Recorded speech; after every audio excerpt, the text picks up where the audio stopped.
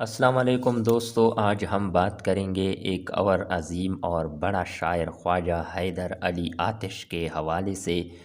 حیدر علی آتش کی ولادت یعنی پیدائش 1764، وفات 1846۔ خواجہ حیدر علی آتش فیض آباد میں پیدا ہوئے۔ آتش کی زندگی کا زیادہ دورانیہ یعنی عرصہ لکھنؤ میں گزرا۔ انہیں دبستان لکھنؤ کا نمائندہ شاعر کہا جاتا ہے۔ وہ مصحفی کے شاگرد تھے۔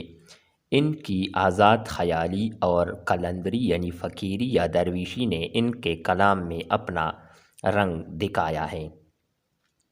ان کی شاعری کی نمایاں خصوصیت ان کی آتش بیانی یعنی شعلہ بیان ہے۔ جیسے لکھنوی مزاج اور تہذیب نے پروان چڑھایا، مگر اس کے باوجود ان کے اشعار میں بناوٹ نہیں پائی جاتی۔ ان کے اشعار میں ہر لفظ موتیوں کی طرح یعنی چمکدار موتیوں کی طرح جڑا ہوا نظر آتا ہے۔ انہیں حسن و عشق کی باتوں کو لکھنوی انداز میں بیان کرنے کا فن خوب آتا ہے۔ آتش کی زبان نہایت صاف، سادہ اور سلیس ہے۔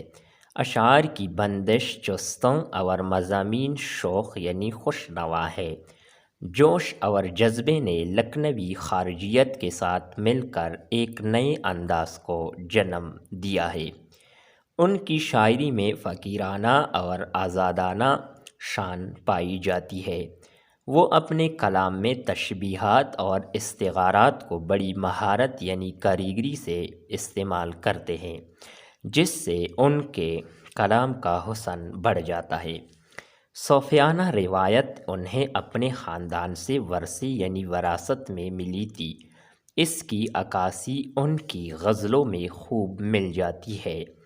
ان کے کلام سے کسی قسم کی مایوسی کا احساس نہیں ہوتا، بلکہ طبیعت میں شگفتگی یعنی خوبصورتی اور مسرت یعنی خوشی پیدا ہوتی ہے۔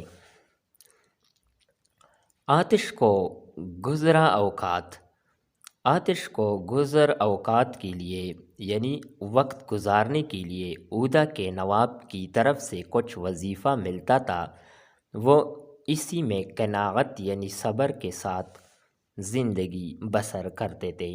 ان کے شاگردوں میں صبا، دیا شنکر نسیم اور نواب مرزا شوق بڑے مشہور ہیں۔ آتش نے غزل میں 2 دیوان لکھے ہیں۔ انہوں نے 1846 کو وفات پائی اور لکھنؤ میں دفن ہوئی۔ دوستو، یہ تھی ہماری آج کی ویڈیو خواجہ حیدر علی آتش کے حوالے سے۔ امید کرتے ہیں کہ آپ کو پسند آئی ہوگی۔ نیکسٹ ویڈیو کے ساتھ دوبارہ ملتے ہیں۔ اللہ حافظ۔